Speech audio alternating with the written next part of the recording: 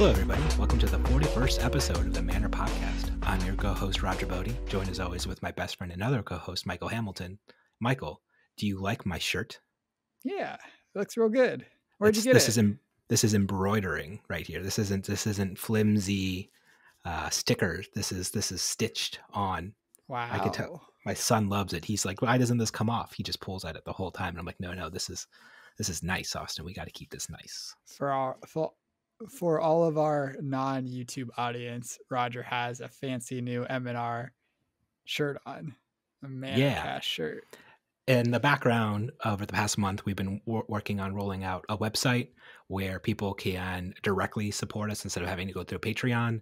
I'm hoping to have that wrapped up by the time that this episode goes up, and then we could have the website in the description. And if not, at the very least, you can go to www.mnrcast.com. And the shop is up if you want to go buy a t-shirt or a mug. That's live. It's just as far as like actually subscribing to like MNR University and then uploading all that back content has just been taking me a little while, but in the final stages of that. Awesome. Couldn't have put it any better myself, Michael. I can tell your enthusiasm shines through. I guess I don't really know what to say about it. I know you've been working really hard on it, and I think what I've seen has looked very good, and I'm really excited for it to be live. I guess I didn't really say that the first time, but yeah. Yeah. Thank you. Appreciate it. Thanks, buddy. Always nice to have your support. So I guess we do have a main topic of overrated cards. And if you don't want to talk about this now, it's fine. I can take this out. But did you want to address the Hayden Dale, Matt Rogers situation? Because I know that's been the hot topic of this week. And we normally don't touch on like these buzzy, newsy kind of stories. But this one seems, I think, kind of important to touch base on. Yeah, I thought about putting out a tweet on it for a while, but I didn't think I could really fit everything I wanted to say on it in one tweet. And that kind of just like left me in a pause of I didn't know what to say. So I didn't say anything, which probably isn't great, but I kind of would usually rather say nothing than say something I don't mean or say something that's not how I really feel about it. But sure. I guess what are your thoughts first before I dive into it?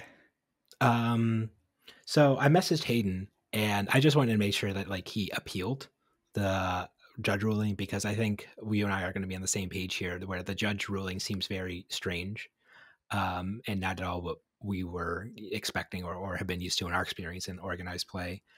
But he did, and it apparently came down from Josh Scott himself, friend of the cast who's been on before. So I imagine if anybody's going to get a technical ruling in this weird situation right, it's going to be him. And if not, it is by de facto right, considering he's the guy who, makes the rules. So it's pretty hard for him to not give a right decision.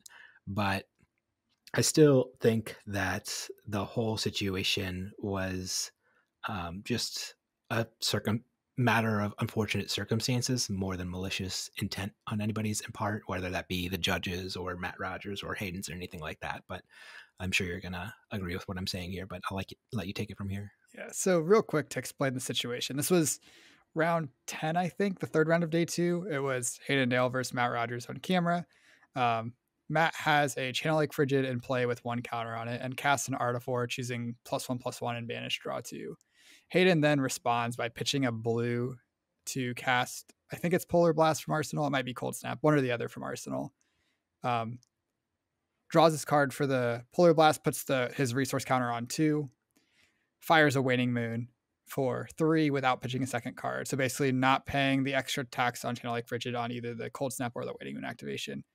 Matt Rogers thinks for a minute, pitches a blue to AB3, and then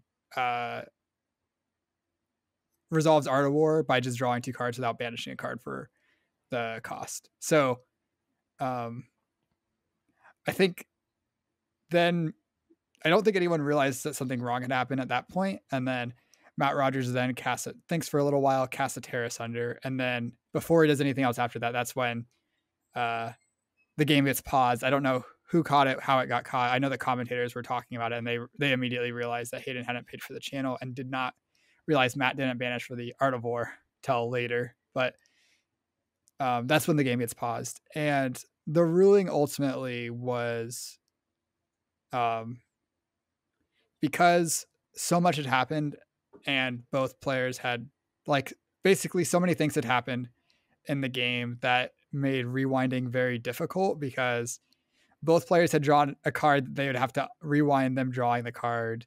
Um, Decisions would be different based on knowing what you draw off Art of War and Cold Snap and how you would Arcane Barrier the Waning Moon. And then I don't know. There's a lot of things. There's a lot of like context that makes that turn really complicated and not a simple rewind like, oh, I pitched 1x or 1 too few resources to do my thing.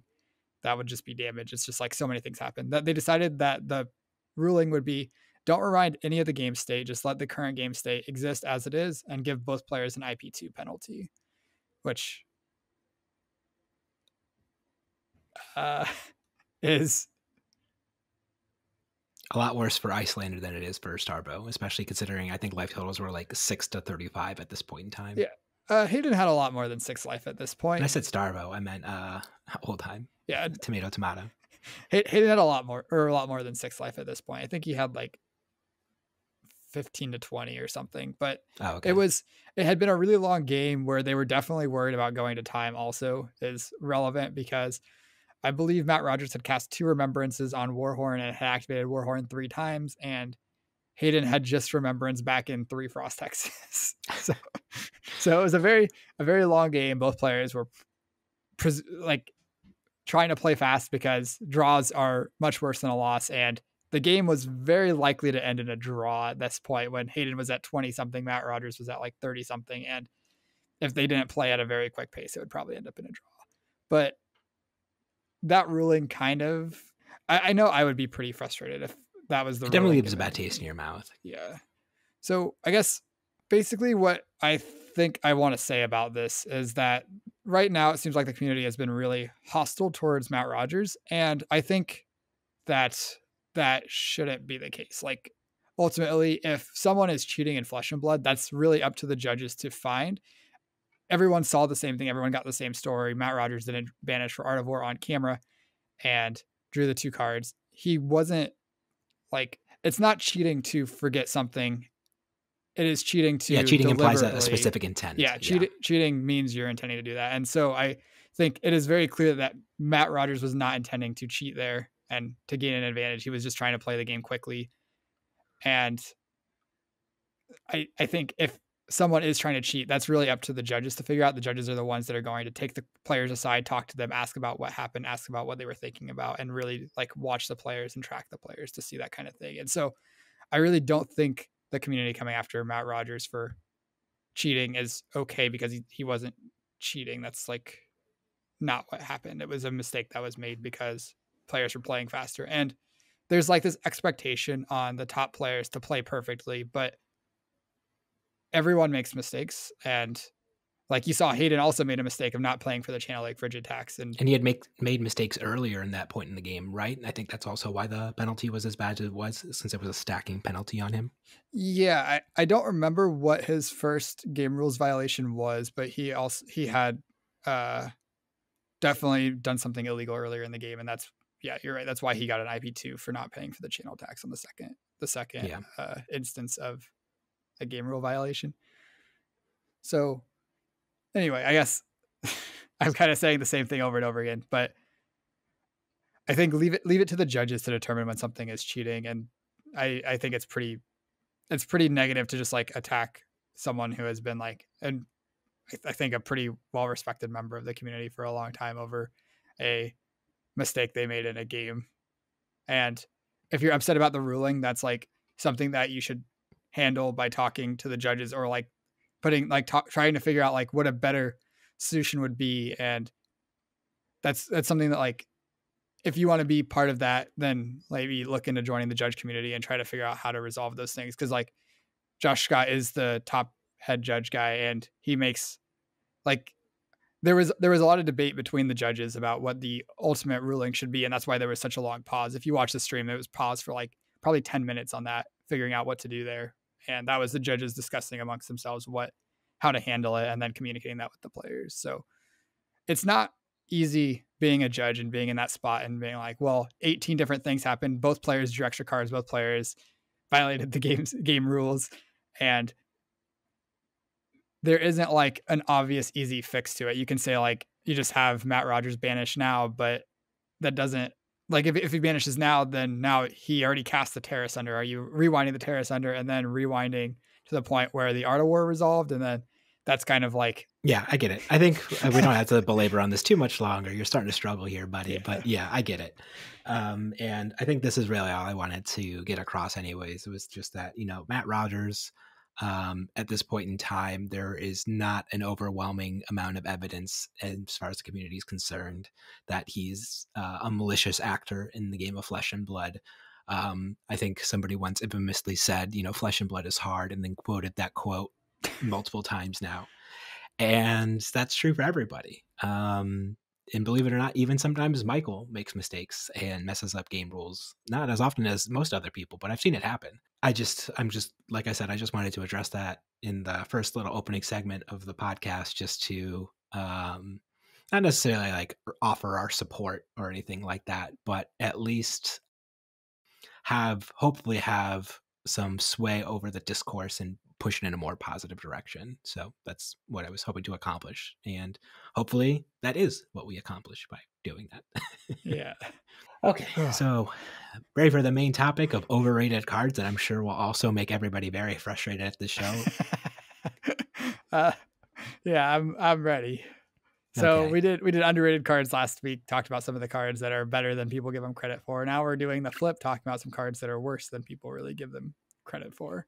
Okay, we'll start off with the easy one. This is spoilers. I knew this was on both of our lists, confirmed. We just talked about it actually, as far as the Matt Rogers and Hayden Dale match was concerned. But Remembrance.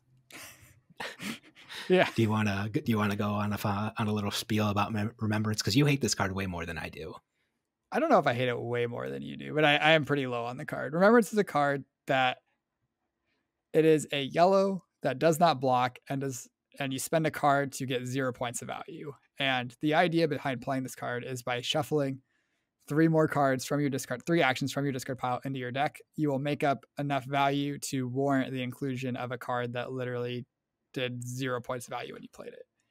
In most cases, you are not going to get enough value out of this card for it to be worth it, because you shuffle in even if you shuffle in 3 cards that are worth 1 full point of value more than the next best card in your deck or something, or the next best card you could include in the slot that you played Remembrance, then you're getting 3 points of value out of your Remembrance, which is not that's like not a rate that's particularly good. And this card is also a yellow that can't block. So there's a lot of like cost to having this card in your deck. And on top of that, it's a yellow that doesn't block, and you can't play it until you have these 3 cards that you want to shuffle into your deck into your discard pile.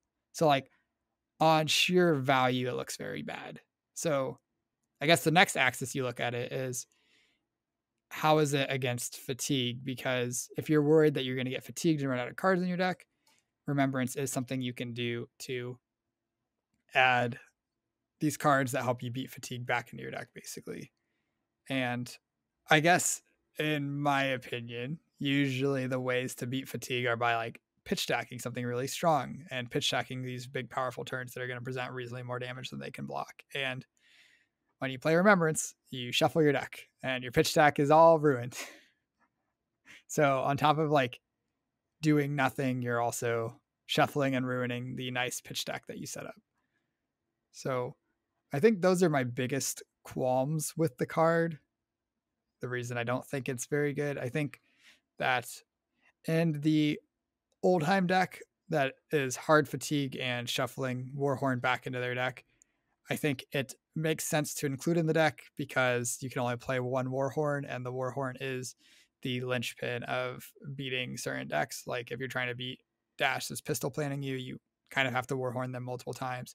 If you're trying to fatigue an Icelander, you really have to kill her Frost X's, or she's going to just combo kill you and you'll die. And there's not really anything you can do about it except kill those things. So like, if that's your game plan and you're trying to beat these combo setup decks by fatiguing, then Remembrancing a Warhorn back at that point, I guess, makes sense. But I think like most decks that include Remembrance probably should just have some other card that's reasonably valuable in that slot instead.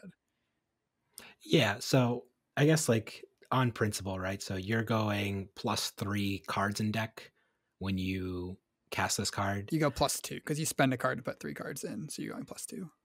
Sure. Okay. Yeah, that makes sense.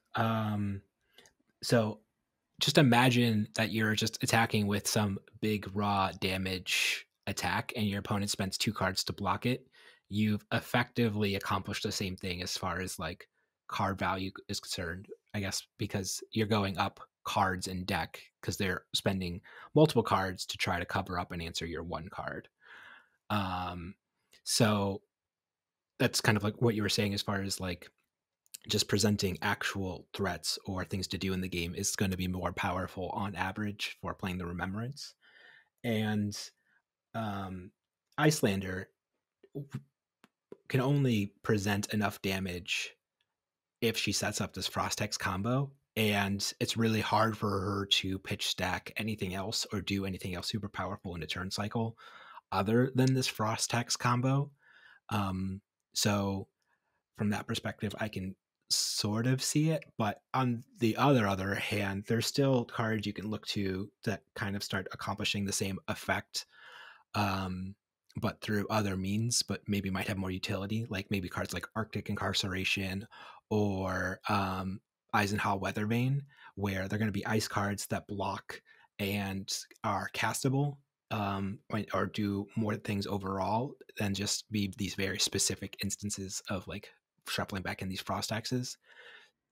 Yeah, that that makes sense. I do agree with that. I think like with the Icelander example, if you're trying to beat fatigue as Icelander, I don't think these other cards that give more frostbites really solve that, because if your issue is they're killing your frost hexes, then like giving them extra frostbites isn't going to fix the issue of your Ice Eternal is not doing enough damage, because your Ice Eternal is not doing enough damage because they killed the frost hex that was going to make them take 6 more damage or whatever from the Ice Eternal. So I guess I think if you're playing Icelander and you know every Oldheimer you play is going to be on hard fatigue with Warhorn and Remembrance to shuffle back in their Warhorns, and they're not going to try to kill you, and they're going to give you infinite time and make the game just about, can you deal 60 damage to me through my defensive hands throughout the course over the course of the game, because they're going to gain 18 life or whatever off their game threes. Then I think one copy of Remembrance at that point, just literally to get back your frost hexes, seems like okay. But if you put Remembrance in your deck and then it's just like an Oldheim that's just trying to hit you, then you're putting this tool in your deck that's so weak into that strategy. And that's a very reasonable thing for Oldheims to do. At Indianapolis, I think were there 4 or 5 Oldheims in the top 8? 5? I think 4 of them were just hitting you, and one was actually like the hard fatigue version on Charles Dunn's deck. Well, Charles Dunn playing his deck. So in 4 of the 5 times you play against Oldheim, you don't want the Remembrance in that scenario. And I know that's like small sample size and stuff. And like maybe, and like I said, in a world where every Oldheim is this hard fatigue Oldheim, I think Remembrance is not the worst inclusion, though I'd probably still look at other options to beat it. But it does successfully like fulfill the purpose there of like shuffling back in frost hexes. And if you have enough time to just keep playing out your frost hexes, then sure.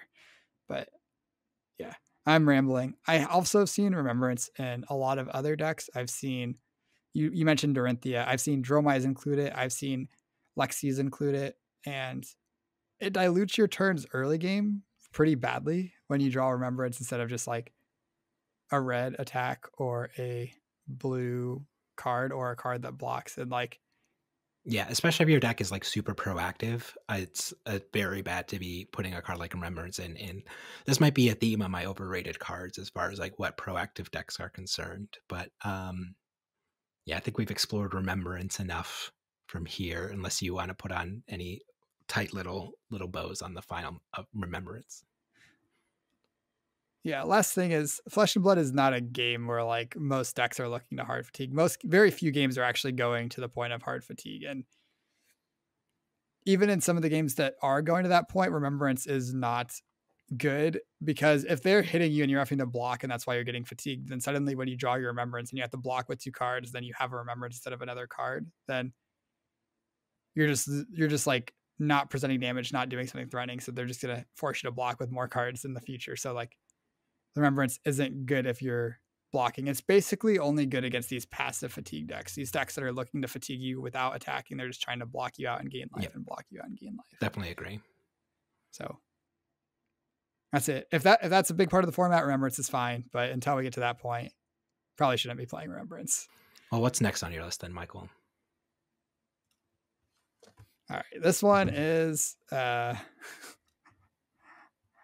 this card was talked about a lot when it came out, and I think it's just like a pretty mediocre card. I very happily cut it for my Icelander deck very early in testing. It's Oasis Respites.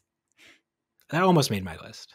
So at its ceiling, this card, you spend 1 resource and it essentially gains you 5 life because it gains you the 1 and prevents 4 damage. So 1 resource doesn't cost an action point, 5 life. That's a great rate. That's like the 0 for 4s that don't cost an action point, 0 for 4s with Go Again. That's like, it's like the same rate as those. It's the same rate as like Sink Below and stuff where you're getting a 0 for 4 plus spending 1 extra resource for 1 extra point of value, which is strong. But the problem is it's so hard to spend 3 resources on your opponent's turn. So when you pitch a blue to play your Oasis Respite, what are you doing with the other 2 resources? And even in the decks that can pretty effectively spend the other 2 resources, like Oldhim can Crown plus Rampart and then Oasis Respite, and that's pretty good. But those decks, like, it's a red card that doesn't block by itself. So if you draw it in a hand without enough blues, then it's just a complete dead card. And if you draw it in a situation where you can't spend your other resources, let's say you don't have a card arsenal for Crown of Seeds, then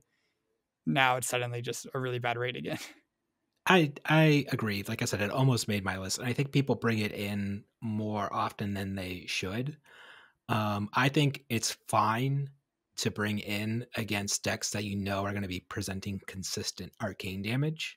Basically, what would happen then is, like, against the Rune Blades, you're like, well, what are you spending the resources on? Well, against like Viscera, it's pretty easy to Arcane Barrier to Rune Chance, and then Oasis Respite, the Rosetta Thorn, cleans up prevents all 4 of that damage.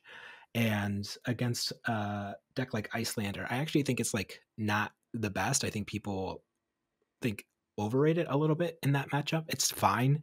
It's just so rare that you're going to get that full 4 damage mitigation on your turn if you're casting that card, because so many of Icelander's effects are like centered around 3 damage, like 2 to 3 damage on your turn, if that's what you're looking to do. Like if you're just looking to cast like a Command and Conquer, and then if they go to do like a Waning Moon play, you spend your floating resource to Oasis Respite their Waning Moon or whatever. Like it's not really where you want to be. And as far as like covering up something like Aether Ice Vein, I was playing so much Lexi, I was thinking of Chilling Ice Vein, but Aether Ice Vein, it's fine. Like you can AB 1 and then spend the rest of it for the Oasis Respite to cover up the 5 breakpoint, but then you still have a floating resource and you're still right back to, like you were saying, being inefficient. So I think it has its spots of being okay against Icelander, but like I still think it more particularly shines when you know your opponent's like going to be presenting like consistent sporadic arcane damage that you know you're going to be able to like Arcane Barrier. So Yeah, and even once Viscera loses Rosetta Thorn, like I don't even know if I want to play it there anymore. Yeah, and I guess one other thing is if you're not behind in life, you're getting a pretty mediocre card. It's a very inflexible card that costs 1 resource to get 4 and doesn't spend an action point. That's like a leg tap without any, like a leg tap that you can't block with and you have to play is a pretty bad card. And so against Icelander, you're not going to be behind that often to gain your extra life off of it, because Icelander just starts lower than you, and if you're ever behind, then you're probably in pretty bad shape to Storm Stride as lethal. And like while playing in like 90% of the games that you win with Icelander, you're like in a spot where you can afford to play around Oasis Respite. And so the ideal spot to cast it against Icelander is when they pop their Storm Striders and they go for lethal, and then you Oasis Respite them and live. But like that just doesn't come up very often. Most of the time when Icelander kills you, she can afford to play around Oasis Respite. And in the games that are so close that she cannot, a lot of the time you would fall behind in those games to drawing Oasis Respite before that final turn, rather than drawing it on exactly the right turn and having it for the perfect moment where the game was close enough that it was the difference maker, while also not causing you to fall behind earlier in the game. Yeah. And then the last reason why I took it off my list too was because I don't like playing a lot of copies of it in Icelander. Normally I'm in like one-ish copy, 1 to 2.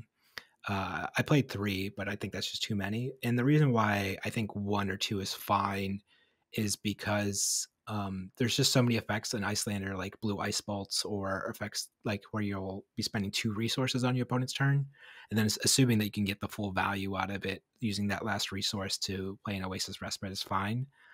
And then you just need things to spend your tunic counter on in that deck. Like it's actually pretty hard for Icelander to find spots to like effectively use her tunic, and Oasis Respite's like a pretty good tunic, outlet. So like that's why I don't like a lot of it. But as far as like the first copy, especially against decks that are like I said, against Viserai, or against decks like Bravo, where they're just spending like there's going to be a lot of really consistent damage that's going to be hard to block. Like I think it's fine there. It's not amazing at the same time, but I think it just kind of is what it is as far as that card's concerned. If you're playing an Ice Bolt from Arsenal and casting Oasis, then you're spending 3 cards for roughly 8 points of value at a Frostbite, which is still not a great rate. So Sure. I generally look, if I've got an Ice Bolt in Arsenal, I'm probably trying to use my Tunic to Winning with it, since that's also still not a great rate. You're spending Two two card cards 6. for 6 and you're giving him a Frostbite. So it's fine. It's not great, Mm, but sure. Ready for my first card? your first was Remembrance. What's your next card? Sure. Or my first non-share card, although this card might also be shared on our lists. Command and Conquer. Oh yeah, that's my next one. Yeah. Yeah. The $100 overrated card. It's like fine a lot of the time. Like when you're just casting it normally, it's usually pretty easy. If your opponent wants to keep their arsenal, they should have a lot of cards that can just like block it, or have some kind of equipment that they can use in conjunction. And there's going to be a lot of spots where you cast this card or have this card and your opponent doesn't have an arsenal, and then you just have a 2 cost 6 thing, and like it's not really doing anything amazing at that point. I would say, honestly, the most annoying part of its text isn't the arsenal destruction. It's that defense reactions can't be played to its chain link. And that's why, the decks that have been playing Command and Conquer the most to the most success have been doing like pitch a blue, play Command and Conquer, Tunic resource, go to 2 more, and pummel it. And that's one of the most powerful plays in like all of Flesh and Blood, because no matter what, the pummel is going to be getting that card out of your opponent's hand. And even if they don't have an arsenal, and if they do have an arsenal, you're getting that arsenal unless they're playing like Crown of Seeds or Crown of Providence. So I guess, but speaking of Crown of Providence, it does like really make Command and Conquer's like value overall in the meta go down, because your first Command and Conquer is basically going to be blanked at that point, because they just are going to be able to Crown of Providence away. Yeah, or you might even just have your first Command and Conquer. They might just have 2 cards they want to block, so they might just want to block for 6 on the first Command and Conquer. Then the second one, they Crown of Providence, and the third time you draw it, maybe they just don't have an arsenal, because I don't know what percentage of the game turns your opponent will have an arsenal, but it's reasonably more than 0. So this destroying an arsenal it's a good effect. It's a pretty threatening on hit. Like a full card of value is a very powerful on hit. Like look at Snatch, a full card of value is very good, but you're not always threatening that. And then Crown of Providence existing also.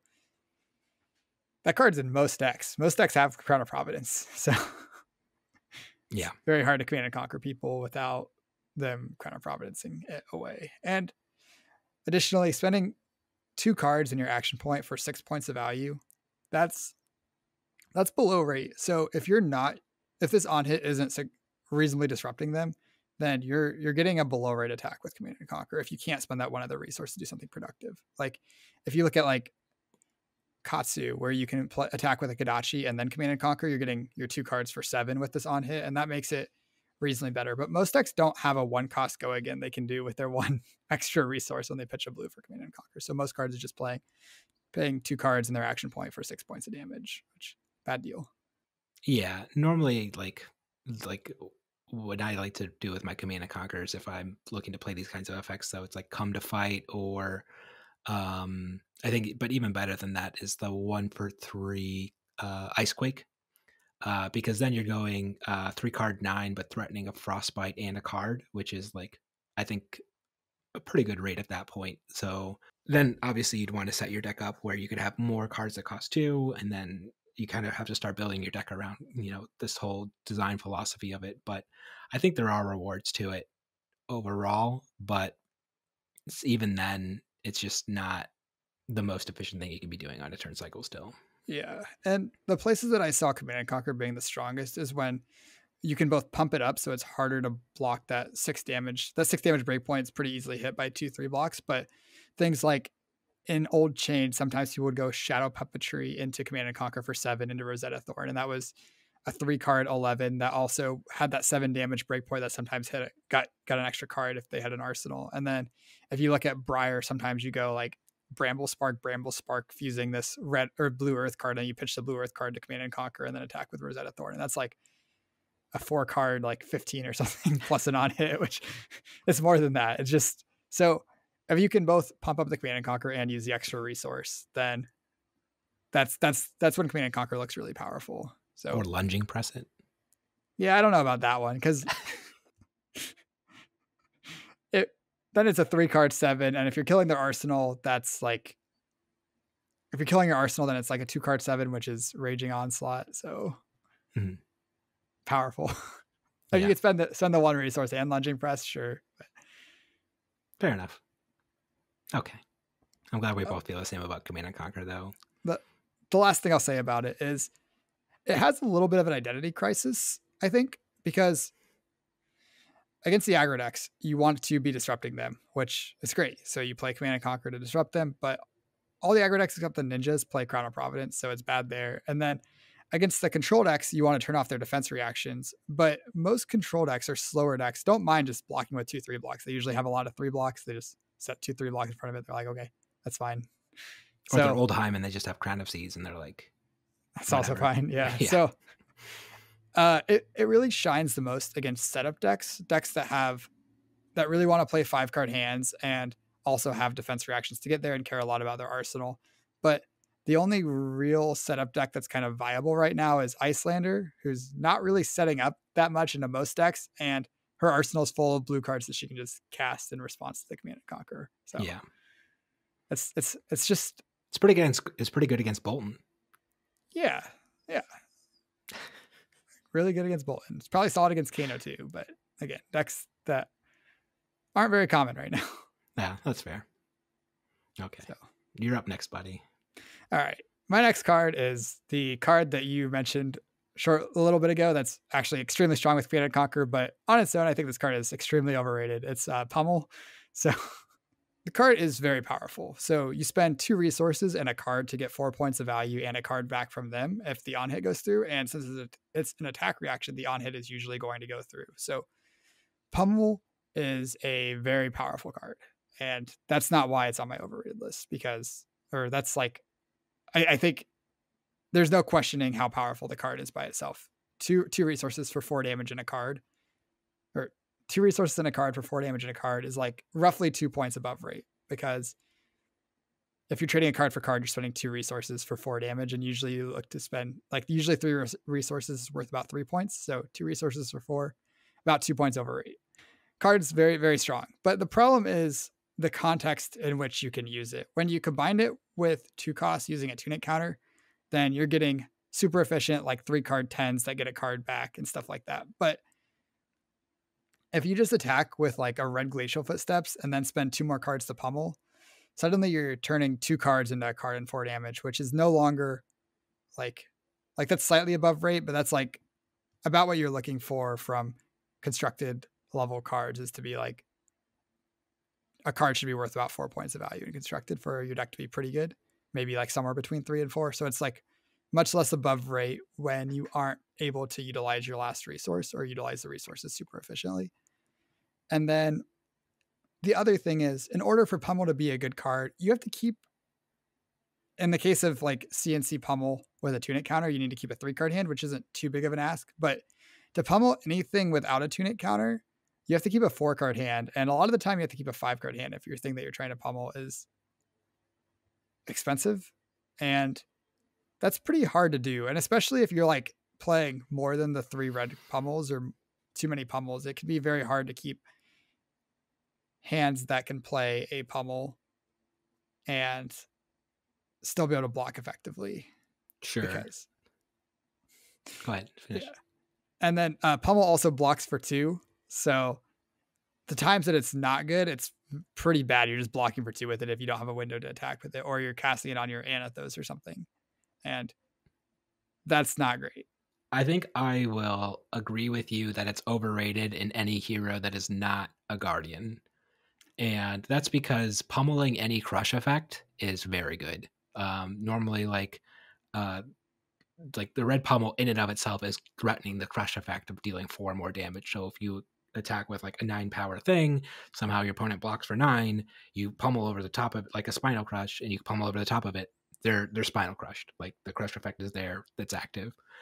The spinal crush effect probably doesn't matter if they blocked for 9 and discarded a card. It might. Yeah, I don't know. Still, I guess like sometimes we've seen decks like pummel lander, where like they're trying to pummel like things. The wolf card, Frostfang. Thank you. Like, but that's it. Like, if all you're doing is just like you have like 6 cards, you're happy to pummel. It's not really where you want to be, and like if you and the other thing is like you said like, oh, you're just pummeling Anathos, but like in the end game, like if you're at like 4 life and they attack you with Anathos, but they still have 2 other cards, like what are you doing? Are you just blocking for 4, or are you blocking for 6? Or are you blocking for the full 10? It's like it can put you some really bad spots, like when you can actually pummel your weapon. But the other problem is then when you're not a guardian, you can't pummel your weapon like the vast majority of the time. Like you can't like people are like, oh, you should put like pummel in like Dorinthia, and I'm like, what? What? Yeah, I shouldn't have given pummel Anathos too much crap. If you pitch 2/3 costs, it's actually just a 3 card 10, and you can also make a surge before you do that. So it's actually like fine. Yeah, like that's why I'm like, sure, like as long as you're not a guardian, yeah, sure, don't play. I don't think you should be playing pummel if you're not a guardian, but like I think it's like actively very good in pummel. So, or I guess pummel is actively very good in guardian decks. Yeah. So how often are you playing the yellow pummels? I think I don't think yellow pummels see a lot of play overall. It's usually like they'll play the 3 reds and then maybe like 1 or 2 blues, but like it's a blue at that point. The problem is that like obviously it doesn't turn on their Anathos or Titan's Fist or even Winter's Wail back in the day, so it's not a blue like you're like thrilled to have in your deck, but at the end of the day it's still like a pretty good blue. Sure. Okay. That's fair. And I think it is contextually good in Guardians. I think I would almost always play 3 red pummels in most of my Guardian decks, but I think that it is a card that does get a lot more credit than it's really Sure. due, There's a lot of times where I've sat down like, oh man, I'm so sick of these fucking guardians like pummeling me all over the place. You know what? I'm going to build like pummel Viscerai, and I'm going to like push over my sweet, Mauvrin Skies and get all my rune chants, and we're going to blow up their arsenals, and it's going to be sweet. And then you play like Snot Arcanics, and you're like pummel 2 attacks, and you're like, oh, this doesn't work. The last thing I'll say about pummel, I just can tell you're pretty ready to move on, but the 2 cards you're getting your 2, or you're spending 2 resources and a card for 4 damage and presumably a card, but sometimes they just have a defense reaction to cover up your pummel. Like if they have a Sink Below or a Fate Foreseen, then now you're getting a pretty bad rate. You're spending 2 resources and a card for just a card from your opponent. So when it does get blown out, it's pretty mediocre. And that's the last point I'll make about it. And that's part of why it's so good with Command and Conquer. And sometimes you'll play your Command and Conquer, and then you'll have the pummel, but they'll have the Oasis Respite, and they're like, "Oh no, I'm so blown out." So if you play the overrated cards and the overrated cards, you're just canceling it all out. All right, what's next for you over there? Heart of Findall, buddy. It's bad. No, I love that card. It's so like. It's good in exactly 1 deck, and it's like okay, it's like worth like an extra marginal 1% on your win rate in that deck, and like that's it. And like I don't think it's playable in like any other deck that in the format because you're just not going to be consistently behind enough. I guess for most decks, I was trying it in Lexi for a while, but even then, it's just like I'd rather just have a card I could cast most of the time or block with. Mhm. And then you Or think like, ice well, fuse. Kano's behind. He's also a wizard. But then you're playing a blue card that you can't flip over to your Kano ability, and you're like, oh, I'm going to win the game. I just have to hit any source or any Any non-attack action. action off of my Kano flip, and you're like, hard to find all, and you're like, oh, well, guess I'll lose then. So I think it's exploded in price. I think it's pushing like $600 now. Like collectible, sure, but like if you're out there and you're like, oh man, I can never win the world championship because I don't have Heart of Find All. It's like you'll be okay. Like it's I think it's worth like 1% equity in the deck at most in Icelander. And like I said, I don't think it's playable anywhere else. So I have one gem on my underplayed cards or underrated cards, and the other gem I think is completely overrated. Yeah, I would agree that I have a Fidia fits many more decks than Heart of Fiend fits in, but I do think it fits in the Fatigue Oldheim deck. If you're trying to play hardcore passive Fatigue Oldheim, you probably want Heart of Fiend in your deck Maybe because you're going to be behind a lot of the time, and you can spend 3 resources defensively pretty well. So it's like you're gonna be the most of the time I see Fatigue Oldheim, he's just healing at fucking 35 life. your And opponents I are don't know like what you're talking about. Like dying. you're just like, oh, here's my Sigil of Solace, life gain potion. I'm at 46. Pitch my Heart of Find All. Yeah, that's true. I do think that like the best ways to beat Fatigue Oldheim are pitching pretty strong second cycle hands. And if you're doing that, you're usually taking a little bit of damage to like play kind of inefficiently first cycle to like get your things to the bottom. And like that is kind of how you beat the Fatigue Oldheim deck is the deck doesn't really threaten you first cycle very well. It wants to just block with 3 cards and play a life gain spell most of the time. It's like, and if you just give it a 4-card hand, it's going to be like, okay, I will attack you for 6 with my blue choke slam or something. So And I've seen it happen with Blizzard, which was like a more playable card that doesn't block, where like sometimes there'll be like a key turn at the end of the game. They'll be like, okay, activate Crown of Seeds. I just need any card that blocks with, and then there's the draw Heart to Find All. It doesn't block. You lose. So it's like there's significant downside to playing it in decks that are not Icelander. And I think I've said this a couple times now. I think Icelander is the only deck where it is okay to play that card. So overrated. yeah, I that's fair. I do think you are actively losing percentage points if you don't have it in your Icelander deck. It's probably How many? like More than one? so if you replace it with like generic 3-block blue ice card, like Winter's Grasp or a 3rd frosting if you're down to 2 frosting, something like that. I think you are probably like you're making up equity in ways that you don't see because sometimes you'd rather have a 3-block than a Heart of Fiend. But like if you draw And like very rarely you'd rather have a 4-powered attack or something like that than Heart to Find All. But yeah, that's fair. You'd rather have like the actual text of the blue card that could do something. But I think that's rare, but it does happen. And it's hard to really like weigh that and like imagine all the spots where you wish Heart of Find All was something else unless you've played a bunch of games with Heart of Find All. I do think like on average, I think Heart of Find All is better than the replacements. That's why Heart of Find All is in my deck. But most games you probably are pitching and it's probably worth 1 point of life. And assuming there was no opportunity cost where like even if you had like a blue frosting, you would still just pitch it, then like that's just +1 over the blue frosting. But in the spots where there is an opportunity cost that you wish it was a blue frosting or a blue Winter's Grass that did something else, and like it's hard to really gauge how much worse the heart is than those cards in those spots and how often those spots come up. So yeah. So like I said, like my guess shot in the dark difference in equity is like 1%. So I don't know. yeah, that's probably about. I think you're probably taking like 1% off your win rate You across might be the able to board. talk me up to like 1.5. 2 might be pushing it. I'll meet you somewhere between that 1 to 2% range in equity. Yeah, card's good at Icelander though. It's good. A whole increase your win rate by 1%. That's pretty good.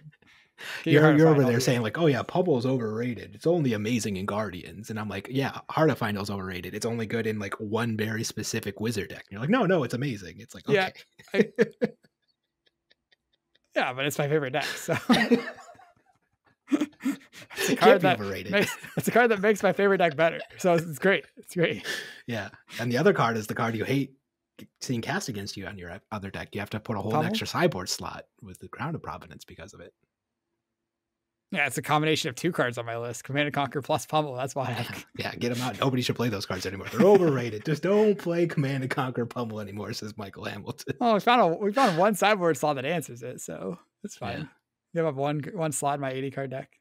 Oh, Okay. that's not a really good way to look at it because like you only really have like if you have 60 cards in your deck plus 5 equipment slots, you only really have like 15 flex slots. So one of 15 slots sounds a lot worse than one of 80, but it's fine. We found an answer.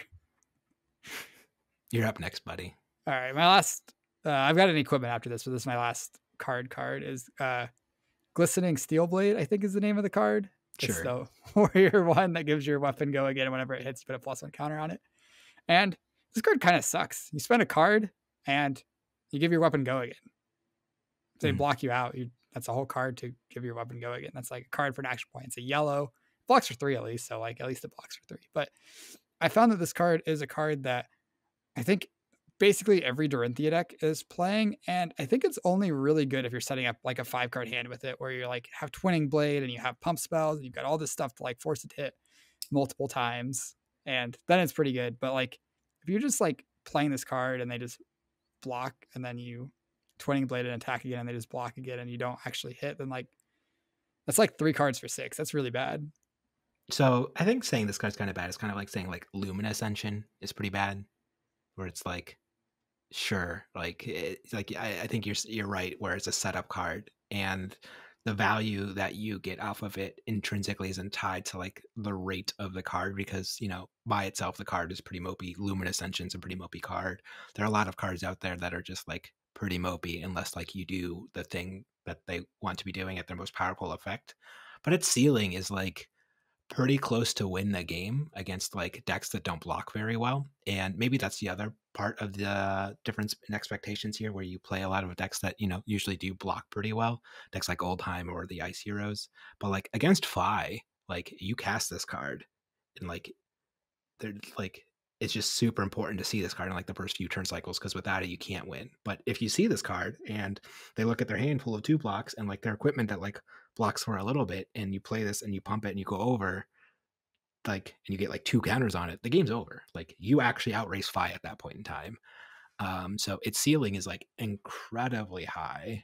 And at worst it's just, it's just a yellow block 3. So I do agree that like I think people are like too high on the card overall, and I will side it out if I'm playing Dorinthia, probably more aggressively than a lot of other decks. But I guess when you just think about it, like in context of when you do want it against certain decks that can block well, you treat it like a setup card, and if your hand doesn't like have all the pieces and you don't have like an E-Pod on the battlefield and like all of these really punishing effects, then like just don't play it.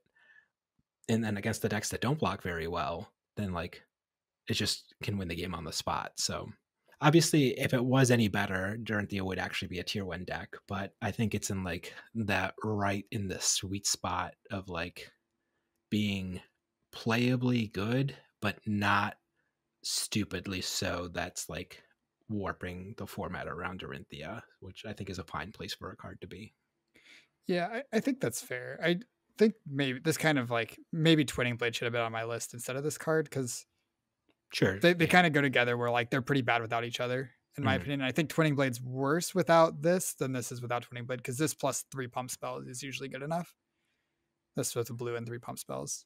And Yeah, Twinning Blade is usually better on like the turns where you're playing Steel Blade Supremacy, where your sword is pumped for the whole turn, and you're going to be able to draw extra cards off of it. So like that's what like once you have like a static buff on a weapon for a whole turn, that's where like Twinning Blade's a little bit better. But like Twinning Blade, Steel Blade, or Steel Blade Supremacy is like not the best because ultimately you're just swinging the same 3 damage multiple times. It's like pretty easy for your opponent to block. mhm. Yeah, that's fair. How do I have 2 cards left? I have 2 cards left in my list. Did I have more than you? Did you have more than 5 cards? Oh, I had 6. Okay, you go twice, then we'll do equipment. We don't have to talk a lot about one of mine. It's a combination. It's Belittle Minnowism. The combination's like fine. They can unban it. It's not. It's like there's deck building requirements. I've been on this tirade a whole bunch. It's like it's fine. It's a good combination of cards. There's a lot of deck building requirements that are associated by having like the consistent need of having cards that have 3 power or less. We didn't see it take over the meta at any point in time in an overly oppressive way since its printing. Without it, we've just seen Fi like fall off a cliff in terms of like win rate percentage, and went from being like an actual tier 1 deck to just like maybe tier 2, 2.5, because it just doesn't have access to like the consistent resources it needs in order to like function. And I think that could be an issue going forward for all aggro decks, unless they come up with like an alternative solution that maybe has more of a deck building requirement. But like at that point, I feel like you're just splitting hairs. So like Belittle Minnowism, it's fine. It's complete. Like people who are like, it's like the most broken interaction in Flesh and Blood. You get the resources, I you're think like, it's oh, and it's like it's not. It's fine.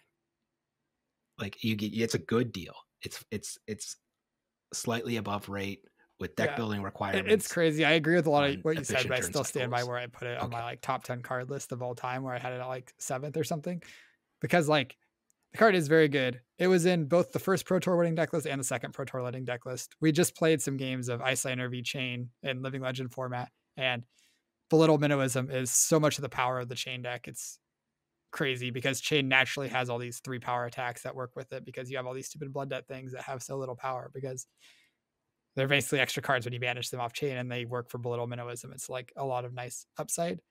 And the card's very, very powerful, but it is definitely overrated. I think. Yeah, the true offender was Art of War, right? Yeah. We've like talked about this, I think, even on the podcast. But when you go Belittle into Art of War, that was the broken interaction. That was where Belittle looked really good, because you're spending all these resources. The stupid blue attack that you revealed to Belittle after pitching a blue to pay for your Belittle, you just get Art of War it away, and you can actually use all the resources because Art of War costed extra resources.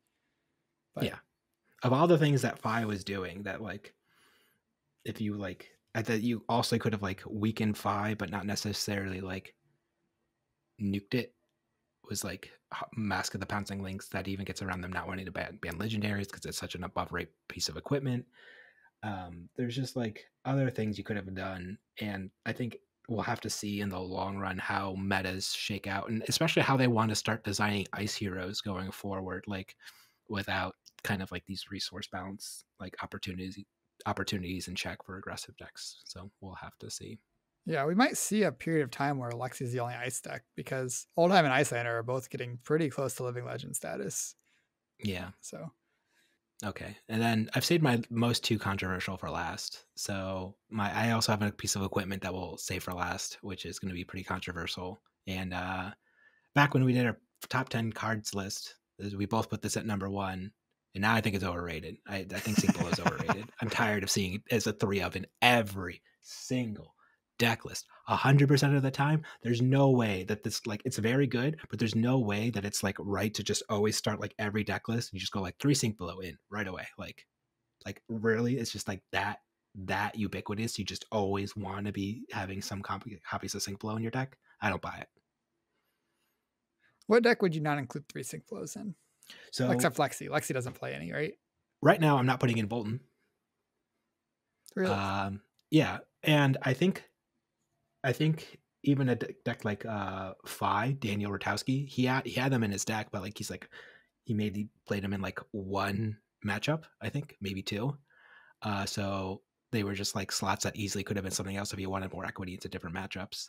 And the reason is like if you're doing something very specific or you're doing something very, very, very, very proactive, drawing a Sync Below is a very real cost. So like, for example, like in Bolton, like if you're post Lumina combo, this is not a light card, so it very easily just kind of gets clunked up in your deck. And when you want to really be putting your foot on the gas after combo and you just draw like a Sync Below or 2, and like you're just like, oh, I have no momentum anymore. Like I just have to let my opponent have start attacking me again, and my deck's not really amazing at doing anything else on like any given turn cycle. So I just kind of have to like play these defense reactions and hope for the best on future turn cycles. Yeah, and drawing Sink Below on a Via the Vanguard turn after you combo, that was the worst feeling. You got your blue, you got your Via the Vanguard, then you got 2 Sink Belows. Yeah, exactly.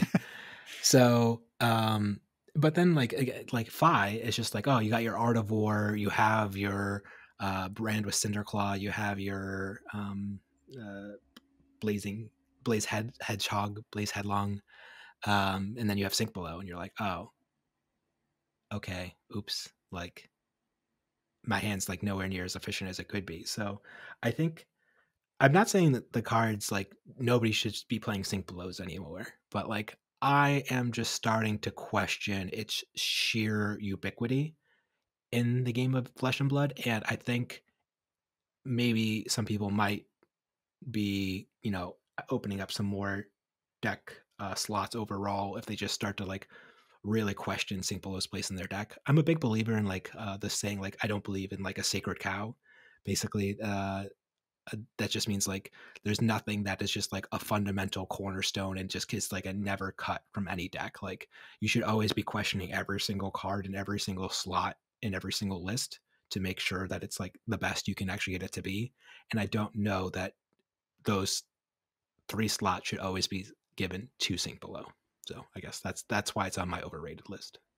Yeah, I think I would agree. I think that makes a lot of sense. I think I would still probably rate it as the best card that's legal in the game, but I'd probably put. I definitely think people leave it in their deck or don't sideboard it out often enough, and maybe there are decks that are including it in their 80 that shouldn't be. Yeah, in fact, we have a really good example of how people overrate Sink Below. Sometimes they put it in their arsenal and lose the game in the world's like top 8 matches. Like I can't think of a bet. Like I'm sure your opponent's very good, and like I'm not trying to like harp on them or like say anything like that. But like I think that just speaks to just like how overrated this card really is. Where people are like, "Ooh, it's just a 0/4. I can get the value out of it. I can block their wounded bulls or whatever with it." But it's like things don't always line up the way where like the Sink Below gets to be used in that situation, and there is always a deck building cost to putting that card in your list. So um yeah, I guess like just I'm just trying to encourage people to just really be skeptical about like every single list card in their lists, even Sink Below. Yeah, I know one thing that surprised a lot of people when I was playing Icelander and I was talking about how to sideboard is I'm cutting Sync Blows into Dash, and like Dash is a deck that attacks you most turns. At least I was before Hypothermia Ban. I don't actually know now, but Dash is a deck that attacks you most turns. But sometimes they take an off turn where they set up an item or they just like shoot their pistol a few times. And like when you had Sync Blow against those hands, then like that was really bad. And then now you had the stupid red Sync Blow that you kind of felt like you had to Arsenal, and then you couldn't Arsenal like another blue ice card that you'd rather Arsenal. And it definitely has spots where it's like pretty bad. And finding those spots and not including Sync Below in your deck in those spots or in your deck in general, in the case of what you were talking about with Bolton, that makes a lot of sense. Like if Sync Below is causing that problem post combo and you can't use it, Yeah, but like even if like it's not a getting deck like enough value. Viscerai, like if your deck is doing like very specific ratios or things like that, like back in that's why I played Enchanting Melody. Like people were just like, yeah, just play like Sync Belows and Unmovables to fix like your Starvo matchup or whatever. And it's just like, no, I don't really want to play Sync Below because I have very specific deck building requirements and I don't want a defense reaction. So Yeah. Yeah. Sonata's a big argument for not putting Sync Below in your deck if you're playing Sonata or other cards that care so heavily about ratios. And like if you look at Lexi too, she needs like ice cards, she needs blue, she needs arrow, she needs these pump arrow spells, and you don't see Sync Blows in Lexi because you need like 18 different other things. So yeah, makes sense. All right, ready to move on to equipment. yeah, shoot me your equipment now, buddy. I'm ready. All right, my equipment is Crown of Seeds, and I've talked about this card a whole bunch. How you're spending 1 resource to replace your card arsenal with a new card and prevent 1 damage. Not above rate, just 1 card or 1 resource for 1 damage, and then you have to figure out how you're going to spend those other 2 resources on your opponent's turn. And it's a good card. I play it in almost all of my Oldheim decks. I think maybe all of my Oldheim decks, though. There's an argument to not play it. And well, it's banned in Blitz, but if it was legal in Blitz, you still wouldn't play it in every Oldheim deck. Like the aggressive Oldheim decks that probably would not want it. They probably want Stalagmite and Crown of Providence. But it's a strong card. It is a big part of why these fatigue decks are able to be so powerful because they can play 5 card hands on defense without having a specifically defensive card in their arsenal because they can pitch any blue to Crown of Seeds. And it's the reason why you can play cards like Heart of All in your all defense Oldheim deck because you have Crown of Seeds. But the card's just like on rate, it's not doing anything crazy. And there's been so many calls to ban this card, and it's a good card. It is, but it's not like it's probably maybe in the top 10 equipment in the game, in my opinion. It's not like number one or even number two. It's just like good. Sure. Yeah, I don't disagree. I was really nervous when you said Crown of when you were leading off with your overrated card, though, because mine's Crown of Providence. Okay, go on. So, because similarly to Sink Below, where it's just like, I think Arcanite Skullcap is still a very, very, very strong headpiece, and there are a lot of options as far as like deck building decisions go, and I guess always starting with just like one Crown of Providence, 3 Sink Below is like not always what you want to be doing. I guess like if you're playing Crown of Seas, you're not playing Crown of Providence, so maybe that's not the best example. But like, I just maybe this is just me just more going on just a rallying cry to get back behind Arcanite Skullcap to some degree, because I think stopping the ability to stop 2 on hits over the course of the game is a very powerful effect. There are a lot of classes in the game that don't have access to equipment that blocks very well. And there are a lot of decks where they're very consistent and like they're playing like longer games. So the one-time effect of Crown of Providence, like the more turns you play, the one turn of fixing of the Crown of Providence, the less that matters, right? Because if you play 10 turns, it's fixed and you use it once, it's fixed 10 or 10% of your turns, 1 out of 10.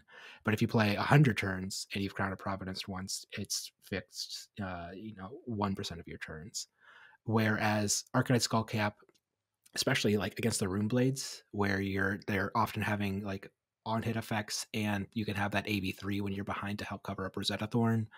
Or I think sorry, buddy, I think it's really underrated and really underexplored against Icelander, where you will start getting into those endgame situations where you're going to be more at a life total parity, and having that AB3 against a lot of what she's doing in the endgame, and having to balance life totals for that can be really tricky for her. On top of like you get the block value off of the physical attacks as well. So I think it could potentially be like a pretty, at least in so far in my experience, it's been a pretty good sleeper card against like Icelander. And I just think Crown of Providence is like, it's very good fixing a hand, but it's not necessarily like the strongest de facto headpiece in the game 100% of the time. Yeah, I think that's something that I really found in testing when you were trying skull cap against me was like, if you're like a setup E deck trying to do some setup things into Icelander, then you're not always going to be you're not always going to be ahead in life if you're like having off turns. Like when we looked at Viscerai, he's spending turns to set up some rune chance sometimes, and then he's going to come in with some big stuff that's produced by a rune chance. Like a lot of the time that you take your off turn to set up rune chance, you fall behind in life, and you can get your block value out of skull cap or your AB value out of skull cap. And like you were testing it in Bolton against me, and that seemed pretty good there. Like the matchup was still really bad, but that's just because like Bolton has fundamental flaws with playing as Icelander, where all of her cards that block are non-attack, so it stops his charge buff, and she's just very good at disrupting combo or cheap go-again attacks and his hero power and stuff. So like, but the skull cap was definitely impressive there, and I think like what you were saying about the duration of the game mattering, I don't necessarily think that means Skullcap is strictly better because like Skullcap's still just blocking twice and Providence is blocking once and filtering a card. It's not like Skullcap's getting like 8 activations over a longer game, like something like Sure. Tunic, where Well, just if like you're using the Arcane Berry, you could. yeah, that's fair. But if you look at something like Tunic, that like literally its value is proportional to how long the game goes. But the thing is, if you look at Crown Providence versus Skullcap, if a game's going like 15 turns each and you have Skullcap, you will probably be able to find 2 spots where you're lower in life and you can stop a relevant on hit with it, which is like very powerful. That's probably like you're getting 3 direct life just blocking out of it, and then stopping like 2 on hits that are each worth like 1 or 2 points of value is that's a lot of extra value off Skullcap. And then if you compare that with Crown of Providence, it's worth 2 points of value plus at some point it's probably going to make a hand worth like 1 to 3 extra points of value with the filtering effect, or it's stopping you from getting your arsenal blown up by a Command and Conquer, which is worth like 3 to 4 points of value.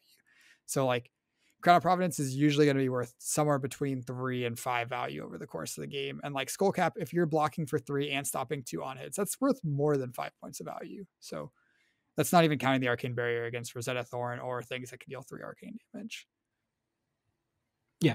So I guess like that's why I said my last 2 picks are controversial, because by no means, I think like maybe would people heard us say overrated. We're just gonna like dunk on a bunch of cards that we think are like just too like just like. I think when people heard us say overrated cards, people thought maybe we're just going to say these cards are actively bad. I'm not saying, and I don't think that's the case for anything we've said on our list. It's like none of these cards are just like overrated. Nobody should be playing these cards ever. Like what? Like people are just mad at Flesh and Blood. What's going on here?